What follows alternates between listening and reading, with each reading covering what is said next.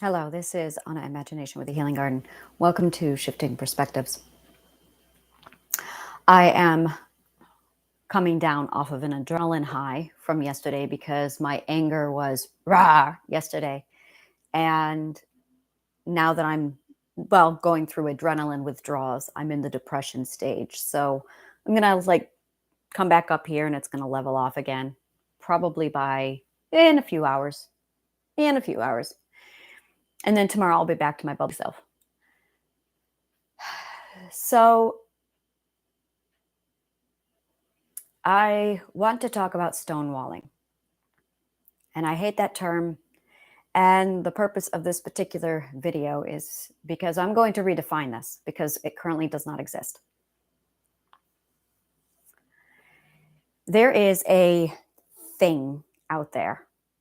The best I can explain it is when a fear system completely consumes an individual, it causes mental paralysis.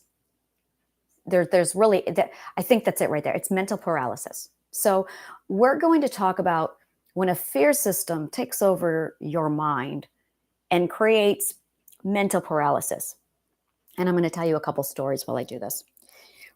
I have had some extraordinary surgeries in my life. Weird ones, not normal ones, weird ones. I always find the weird ones. For instance, when I was 22, my kidney shut down because I had kidney stones. I didn't just get kidney stones and pass them. No, that's for everybody else. No, I required surgery, lasers being blasted through my body. It's actually a really awesome story, and I'll tell it to you sometime because it's a great theatrical production when I put it on. I've done it like 20 times now. So I'll go over to like subconscious dialogues and tell you about the time my kidney shut down. But I had a catheter in my ureter. A ureter is the little hose in your body that goes from your kidney to your bladder. And there's two of them. There's one per kidney. And that is called the ureter. I don't know how big it is. I just looked at it in a diagram in a book when I was in the hospital and they kept talking about my ureter. And I'm going, what is a ureter? So a ureter is a hose that is connecting your kidney to your bladder. It's where the urine goes when it's going from point A to point B. And because I had a kidney stone, I had like 5 of them. Because I had a kidney stone in my kidney, when they blasted it with lasers, they had to put a catheter, a hose, inside my ureter. It came to a point where they had to take it out.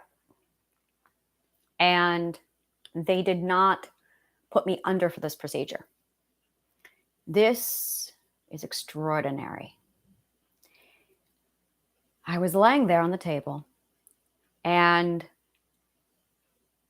the doctor had to go. Basically, he put a catheter into my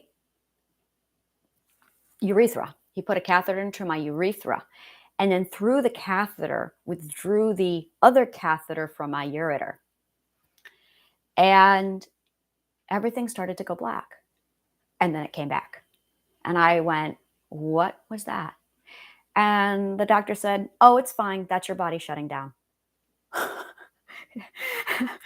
And it happened again. It happened about 4 or 5 times. And I said, can you please explain this to me? And he said, yeah.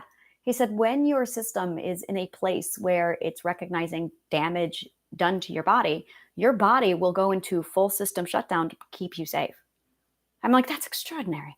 He says, so your body's actually going unconscious because it's recognizing trauma being done to your body, so it's shutting it all down. And I kept phasing in and out. It was extraordinary to watch. Extraordinary to watch.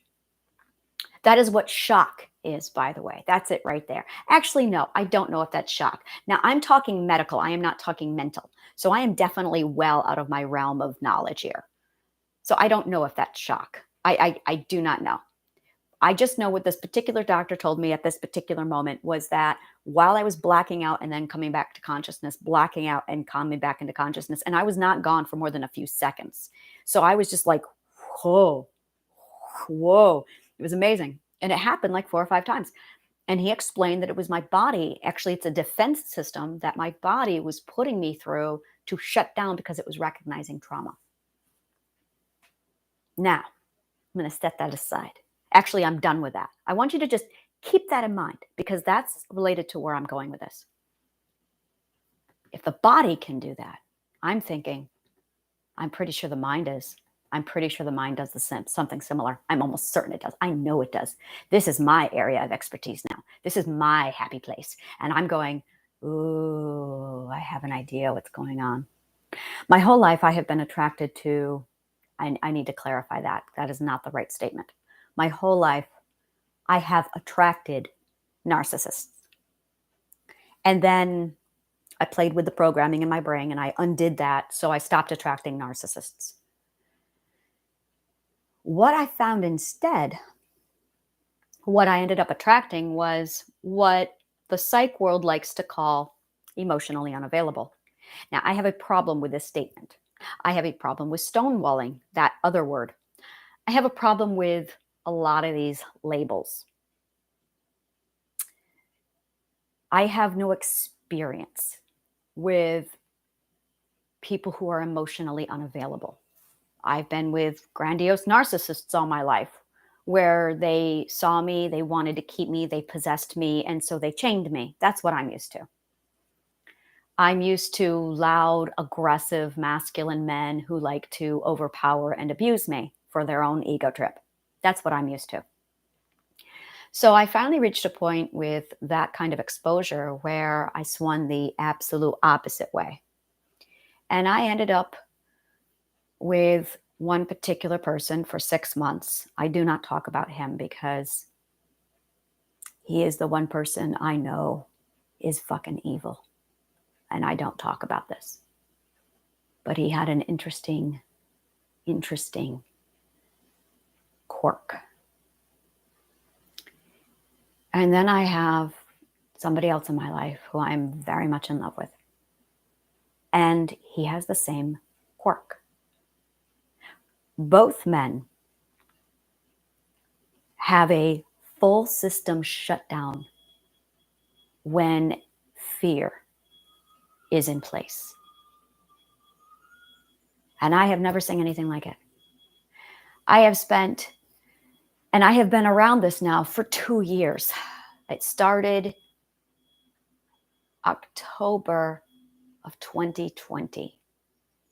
That is the first time I saw this, October of 2020.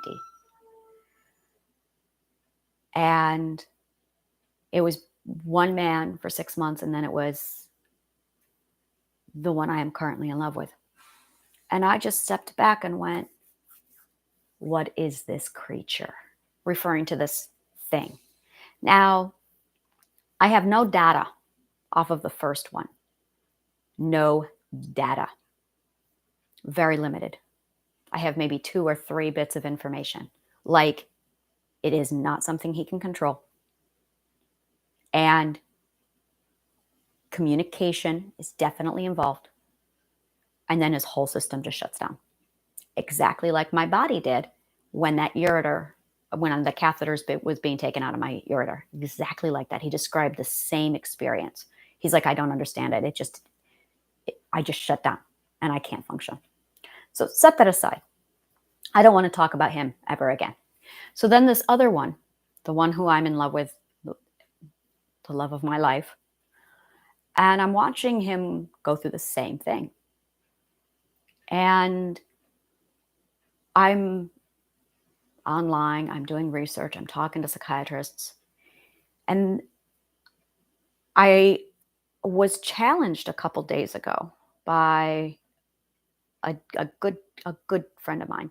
She had given me this challenge to pick a taboo topic. Now I have a taboo topic. It's absolutely how much I am disappointed in the psychology field. And the reason why is because the psychology field failed me big time, many times, repeatedly. That caused me significant damage. That added to my trauma. There is a responsibility with psychology that it's like a doctor that causes damage to you during an operation. You expect a standard. And when the doctor causes harm, that's a whole nother level of what the fuck? The same goes for psychologists. The same goes for psychiatry. The same goes for healers. There is an expectation. You are supposed to heal and help. And when they fail to heal or help, when they do the opposite and they hinder and they cause more damage, now I have a problem.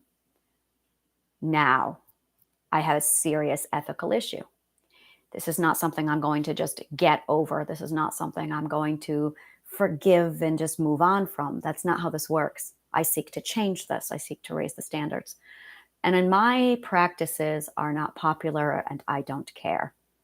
I am a firm believer that communication and talking about the incompetence of psychology today is a huge part of what's going to bring awareness to the problem, because that's conscious awareness, and that's going to shift the tide. So I have a lot of very verbal assertion that I'm going to be addressing when it comes to the incompetence of the psychology field. Now, one particular psychologist might be a great person. I'm not talking about one particular psychologist. I am addressing the field as a whole. It is incompetent. That being said, it has let me down. It has let a lot of people down. It has caused significant damage to this country. It is unethical. And it is currently allowing my partner to suffer. It is currently hurting somebody I love very much because of their incompetence. And when I take out hours researching what I'm seeing from him and what I saw from this other person, and I'm putting it all together, what I'm getting back from Psychology Today, Psychology Now, NIMS abstracts, what I'm seeing from the CDC and the Mayo Clinic, all of them are insisting that stonewalling is malicious and it's aggressive. Now I'm pissed. So I have scoured resources and I have found nothing. What I believe I have found is a mental condition that does not exist. There is no diagnosis for it. When I asked my partner, he said it was depression. I know depression. This isn't depression. This is something else. Now, yes, he has depression. That's over here. But this is something different. So let me explain this to you. This is, again, in both men. What I am seeing is a fear system that is activated with a series of triggers, communication in both cases. The communication creates overwhelm in both men. The overwhelm hits to a certain point, and then they flip a switch. Their subconscious flips the switch, and it completely shuts them down in almost the exact same way that it shut down my body during the assault when he was taking out the catheter. And my body detected that as an assault on my system. So to protect me, it shut it down. This is the same thing, except it's communication. So that tells me it's fear-based. It's absolutely fear-based. Associating words are dangerous. That is it exactly. Words are dangerous. That is a common denominator in both men. When they receive the overwhelm, their system floods. The fear system completely paralyzes them. And I get the silent treatment. Well, that's what I thought. So I would talk to therapists, psychologists, I would do the research, and silent treatment falls over here. That is a malicious, abusive, narcissistic thing. Now, this man, the one I currently have, the one I'm currently in love with, the one I am in love with, does not have a narcissistic bone in his body. He's the opposite of a narcissist. And I'm going, this is not malicious. This is not, he hates himself. He loathes that he does this, and he does not understand it. So I'm pulling this thing apart. And the more I pull it apart, the more I'm realizing that there's a lot of misconception about what this really is. There's very much this, oh, these people have done this to me. I'm a victim of the silent treatment. Now I know the silent treatment. The silent treatment was invented on purpose in the 17th century, I'm sorry, 18th century, in the 1700s, in a French prison. It was designed as a punishment for the prisoners by the wardens, that you are so evil, we're going to invalidate you by taking your name. We're going to give you a number, and we are going to psychologically torture you by ignoring you. That is the silent treatment. It was a very conscious, deliberate torture tool that was invented in French prisons. You see this in Les Miserables 24601. My French is shit. Don't judge me. I didn't study French. That being said, it is very much it is very much this hatred toward, how do I explain this? It's a malicious hatred between these wardens and their prisoners as a means to punish them. The people who suffered from the silent treatment in the prisons ended up killing themselves. The suicide rate was astronomical. It became so out of hand that it's in the Geneva Convention. The Geneva Convention outlaws it. They call it cruel and unusual punishment, and it is banned from use in the Geneva Convention. That is how horrible the silent treatment is. So every time you give your loved one a silent treatment, you are actually using a French psychological torture system on your loved one that significantly increases the risk of suicide. Don't do it. Now you know. So now if you do it, it's malicious.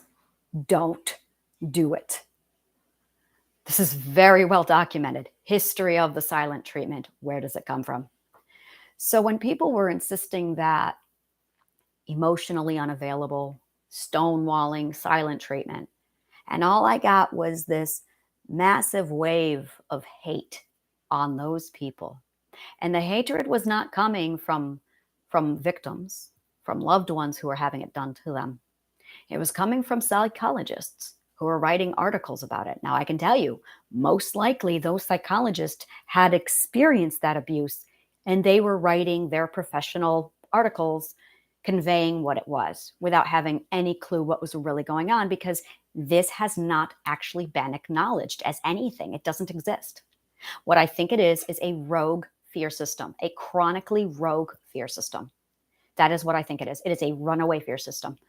And it is 100% triggered by communication.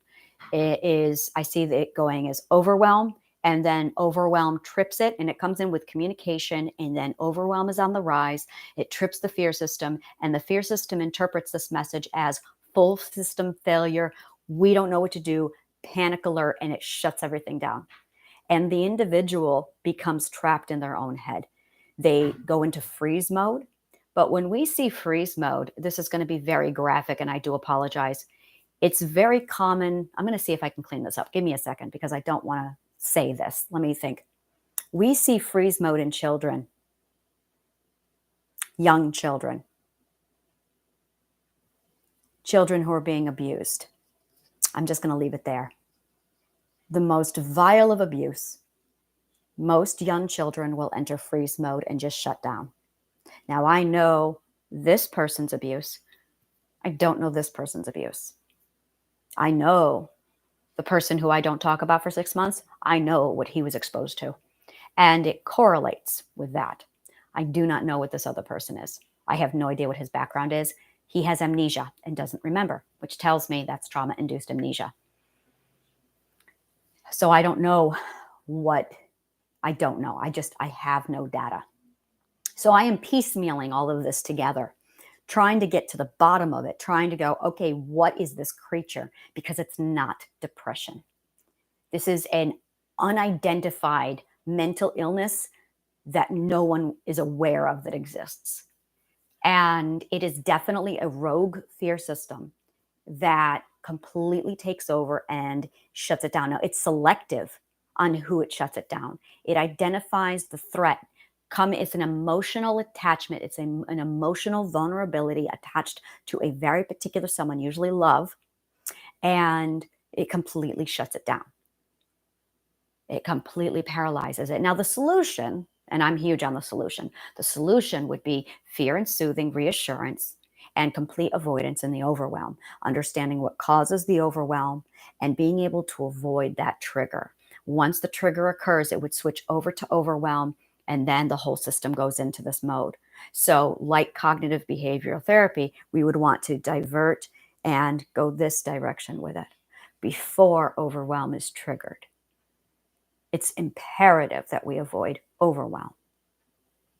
That's it right there. Because overwhelm is definitely the emotion that causes the trigger. I have a lot of research to do. Like, I'm piecemealing it. And I don't know. I have a couple people who I might be able to ask about this, who I suspect might suffer from this, but it's not in existence. And people like that can't go to talk therapy, because when you go to talk therapy, it triggers it and it shuts down. You see what the problem is? Those people cannot go to talk therapy because talk therapy actually triggers the problem. So it's a matter of trying to figure out a way around that overwhelm, which means that they require soothing. And the person that I am working on, I'm going to say the subject of my research, the research subject that's great. The research subject in question has a significant deficit of soothing and self-comforting. So that would be an absolute requirement to have the subject focus on that type of soothing, self-comfort. But what I really want to hone in on is the intent. It's all done subconsciously. The subject hates this about himself, loathes it, doesn't understand it. The subject would give anything to get rid of it, but doesn't know what he's dealing with. And when presented to psychologists, they don't know either, because it has not been identified. They just said, oh, you've got depression. No, this is not depression. Depression does not do this. This is a rogue fear system. So when you have a rogue fear system, it's literally, okay, so this is it. It's your defense system is communication. Basically, the fear system has identified your own defense system as being a threat. That's what's going on. In a rogue fear system, the fear system actually identifies the defense system as being the threat. And it's the one thing, every time I talk to him about it, every time we discuss communication, he becomes hysterical in some cases. It's the only time he becomes emotional. It's the only time he becomes emotional is when he's upset about needing to communicate. And why do I have to communicate? Why is that so important? Because it's your defense system. Because your ability to defend yourself, which tells me that at some point, same thing with the person, with the monster, that I'm just the monster. With the other person, was their defense was so, there's an association of the defense system is the problem. And that is the core belief, that the defense system hurts, or yeah, I'm definitely seeing that. So I have a lot to sort through, but I'm definitely gonna start sorting this out. I'm gonna do a few blogs on it and start to iron this all out. I don't even know what to call this thing aside from a rogue fear system. It's a rogue fear system. I almost want to call it like parasite syndrome, because that's exactly what it is the system starts to eat itself. It's like a parasite syndrome. So it just completely freezes and shuts down the entire subconscious mind, all of it. Now, yeah. See, I believe that diagnoses are fantastic for the research department. I think it's fantastic for the research side of psychology. But once the research is done and you have the solution, a diagnosis should never, ever be given to an individual. It's moot. It's absolutely irrelevant. All they need to know is this is why your behavior is the way it is. But we're not talking about the why. We're just saying, well, your diagnosis is X. And that is not the right wording. That is where it becomes toxic. And that's where, which is why some therapists are in the practice of not giving diagnosis. Other therapists are in the practice of giving limited diagnosis. Other therapists won't even make diagnosis because the psychology changes. And people need to know an explanation for their behavior. They have to understand why they behave the way they behave because they're doing things that they don't understand. And that's because the subconscious mind takes over. You know what? Maybe I will change my approach on how I do diagnosis. Maybe I'll sit down and go over it like, look, the reason why, for instance, with borderline personality disorder, oh God, I remember. And we get focused on the diagnosis. Yeah, I know how to handle this. I'm going to go over. Oh, yeah, this is just subconscious mind stuff because you have to understand your actions. Good. I remember I had two marital affairs and they were very different. And that bothered me. It was the difference that bothered me. The first marital affair, now I know this, was borderline personality disorder. It was an impulse need, it was an impulse urge. The second marital affair, my alter fell in love. That's all. My alter imagination fell in love with somebody. Not the rest of me, just imagination did. So completely different. So I had a borderline personality disorder affair and I had a multiple personality disorder affair. And they were completely different motives, completely different feelings, completely different everything. It was extraordinary to watch from a psychologically researched point of view. And yeah, it was quite interesting that I was able to experience two affairs but have completely different what's going on. Because the first one was the one that bothered me the most. That one I didn't understand. The second one, well, I loved him. But I didn't quite love him. It was weird. And that's because it was imagination who was in love with him. But that was before I realized I was multiple personalities. That was long before I knew about imagination. But it makes sense now. And then when you flip over, it wasn't until I finally, about a year ago, in 2022, I was finally able to go, oh, that was an impulse urge based off of this. But it took me 8 years without the help of any therapist because they're not educated in this stuff. It took me 8 years to be able to figure all this out. And once I was able to figure it out, I was able to accept it. And that's it. Is you need to understand your behavior so you can accept yourself. So that's why we seek diagnoses. But we're not doing it right. And that's my problem, is it's not being handled properly.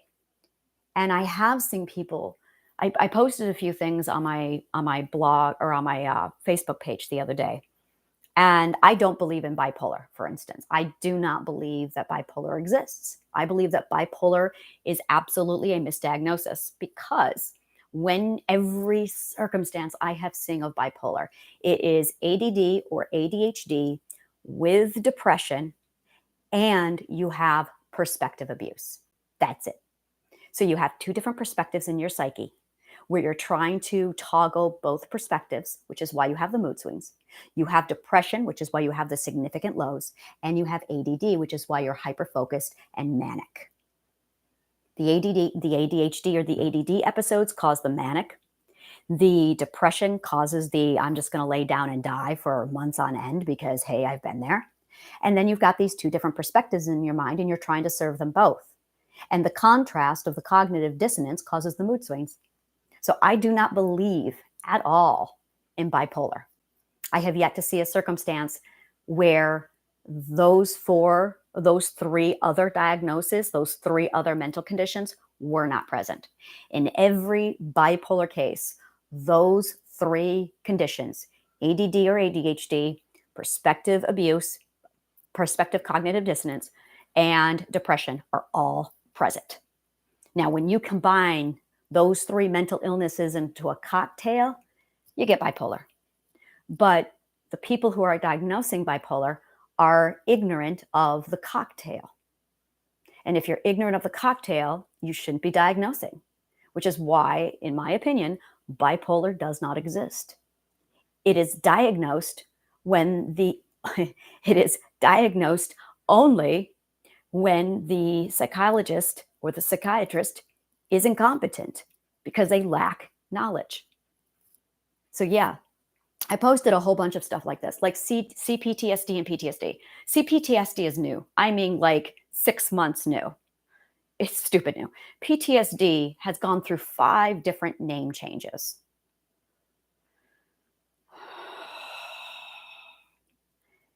I have researched the history of PTSD and why a psychologist needs to clarify the difference between PTSD, one trauma, versus CPTSD, multiple traumas over a prolonged period of time, is why. Why do you need that information? I have CPTSD. I experienced multiple traumas over 40 years, but I was not diagnosed with CPTSD because CPTSD did not exist at the time of my diagnosis. So I was diagnosed only with PTSD. And it doesn't matter. I still had 44 triggers. I still had to do the same work. I still had to work through my garbage. It doesn't matter what you call it. But arguing about the name is getting to a point where it's distracting from the actual psychological work. And that is where coming up with the diagnosis is actually hurting the patient, because we spend more time focusing on what to call all of these things rather than focusing on why and how to help the patient. And then the patient walks away with these diagnoses and they're more focused on what labels they have than actually focusing on the work they need to get help. So I see diagnoses as damaging a patient's progress more than it helps them. And as a healer, as a psychologist, now you are failing in your mission to help people, which I'm holding healers accountable. I'm holding psychologists accountable. Why are you allowing your patients to get caught up in these diagnoses when your job is to help them through their problems? And instead of helping them through their problems, they're focused instead on their labels. That's a problem.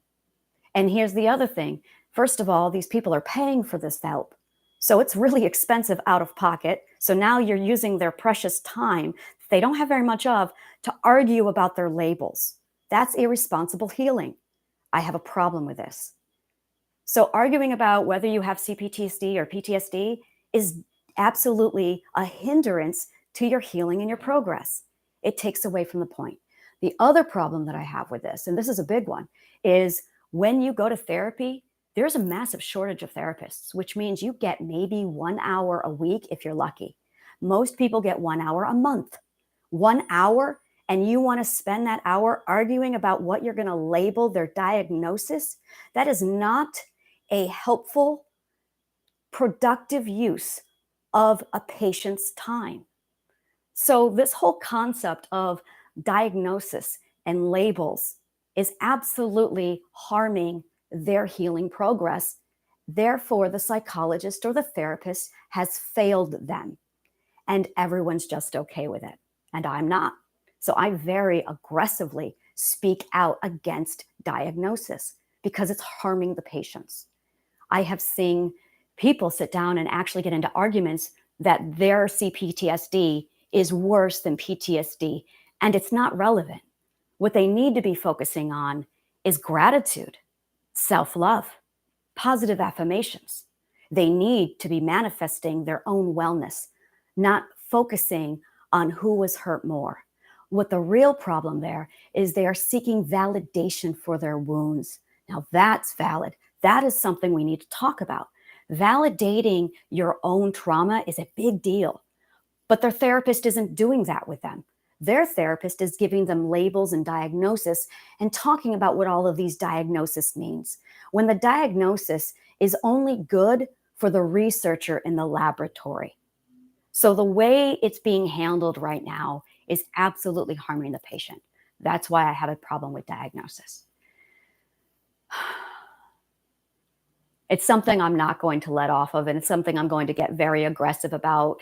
And it's something I am definitely going to be talking a lot more on, because the diagnosis is absolutely so vital to taking away from the point. And the point is, where are you in your healing? Where do you want to go? And what are the steps to get there? And what patients really need to be learning is how to manage their emotions, how to soothe and reassure their fear, how to develop healthy coping skills. That way, when they do feel an overwhelm of fear and emotion, they understand that you just need to validate the fear, empathize with the fear, soothe the fear, reassure it. But then you need to shift your focus from the fear over to positive affirmations. When you focus your attention from fear over to love, they cannot coexist. Love and fear cannot exist at the same time. So if you focus on love after you reassure and turn down the fear, you're going to turn that volume up even more so. That's where you get into gratitude journaling. That's where you really focus on positive affirmations, manifestation. I love manifestation and manifesting healing. Manifesting healing is one of the most extraordinary things I learned.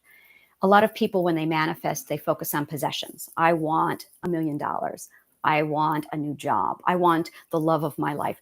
Focus instead on the smaller things. Try manifesting, I want to be happier. I will be happier. I want to be more positive. That's a good one. I wish I was more positive. I will be more positive. I want to see more opportunity. Oh, that's a good one. Manifest opportunity. Manifest your ability to see more opportunity. When you do this, you put into the subconscious training positive affirmations, and you actually recondition your subconscious mind to be negative, and it switches it over to positive. When you do it enough, 40 days, you actually can rewire your nervous system and recondition your subconscious mind to reverse the polarity of negative thinking over to positive thinking. When that happens, you manifest in your sleep. We spend a lot of time every day focusing on, oh, I'm negative, I need to switch that over. So you're draining yourself with the assertion of shifting your negative thoughts over to positive thoughts. And we do this all the time, every day. You'll be cooking dinner and then you'll feel discouraged. Oh, I got to meditate. I got to get back on track. We'll ask people, how are you doing today? And the question always comes back to, how are the negative thoughts treating you? Because everyone battles negative thoughts. Because our subconscious mind has been conditioned to focus on negative, to run and operate on the fear system. But what if you can condition your subconscious mind to run and operate on the love system? That is how I heal. That is what I love to do with people, is to take them from, okay, your system is running on a fear-based system. We're going to switch it over to love-based system, because love and fear cannot exist at the same time. So to do that, this is how we're going to do it. And I shift them over to positive by gratitude journaling. I am statements. I am strong. I am confident. I am beautiful. I am built. I can. That's all 100% positive thinking. Positive affirmations and focusing on what you do have already, looking for opportunities, being open to receive. Once you get into the habit of doing that, it will happen automatically, and you've reconditioned your subconscious mind. Now we can start shadow work. Now you are in the right frame of mind to start processing your trauma properly. The problem is, when a person goes into therapy, they're trying to process their trauma while they are subconsciously wired to think negative. That is a recipe for disaster. Now you have to worry about suicide. Now you have to make sure the person doesn't dip too far into depression. Now you have to find ways to aspire and keep them motivated to heal. The very first part of healing with anybody needs to be conditioning the positive into them. That way, they get on the right track. They start going in the right direction. That way, when you start doing the real gritty work with mental health, where you start doing the shadow work, you don't have to worry about them falling into suicide. They'll immediately see the bright side. They'll immediately take their horrific processed trauma and they will see the positive side. Hey, I'm better now. I'm no longer a child. I can't be harmed like that. I've learned from this. Yeah, it was horrible, but I'm better for it. I was able to grow from this. I was able to learn from it. I was able to learn that this person was so toxic that I can now safely prioritize my safety above my relationship with this person. And I can now use a boundary. That is proper healing. And instead of focusing of keeping the patient out of the pit of despair, they're already right where they need to be, so you can actually process their healing a lot faster. If positive affirmations and positive thinking was implemented and integrated so deeply into psychology, it would have you would see healing literally being reduced by a few months. That's how I did mine. That is exactly how I did mine. It took me 5 years of grueling therapy the traditional way. And I would leave therapy feeling miserable and going, why am I miserable? I just spent an hour with my therapist and I had to put myself back together again. I would put myself back together using positive affirmations. After 5 years, I realized this is so inadequate and horrible. Why am I doing it this way? And I created this positive affirmation, shifting the subconscious mind over to positive, and it was a game changer. And then to sit down and actively apply this, it only takes a few months. It absolutely only takes about 2 months, and you can completely reverse the polarity of your subconscious mind. But if we're talking about the diagnosis, if we're ruminating, if we're focused on the negative, the worst thing for any mental health patient is focusing on the negative. And without any preparation, without any skills, I walked into therapy. So many people walk into therapy, and the very first thing that happens is the therapist builds up trust with them, which is required. But the very next thing they do is they dump them right into negative thinking, right into the re-trauma, without any of the skill sets, without any of the coping skills, without any of the preparation, without any positivity. And immediately they take this fragile, suicidal individual who's at the mercy of their negativity, and it just tanks them. So the next thing is pulling them out of suicide and having to give them a suicide plan. With positive affirmation and the reconditioning and focus of positivity, you don't have to do any of that. It's not even a risk. So yeah, I have a problem with the way psychology is handled. I have a problem with the way we address all of it. I think I'm done for now. I've covered everything I'm looking to cover. So I'm going to go ahead and wrap this up. Thank you so much for joining me. I currently am offering 98% off of my masterclasses. That information is available over at my website under Fuck Trauma Fight, where you can get my masterclasses. They're currently down to $100 to $600. And usually they're $5,000 to $30,000. And those are available over at, my class starts on the 14th of August. Next Monday we start. And it includes my integration workshop. I love my integration workshop. My integration workshop is full positive affirmation. It's fully conditioning the subconscious mind from that negative over to the positive. And I already have the people over there working on that. We're already doing the conditioning required. So when we start the shadow work, well, actually, I'm going to be confirming that that's done before we get into the shadow work. That's stage 2. Stage 1 is getting the mindset, getting the positivity, and grooming the gratitude into you. That way, when stage 2 occurs, when we start going through shadow work and I start coaching on how that's done in the master class, and we go over how to condition and turn down the fear system, all of that is handled. So that is 98% off, available at my website, www.honnesthealinggarden.org. All of the links are available down below in the comments. Thank you so much, and may the kindest of words always find you.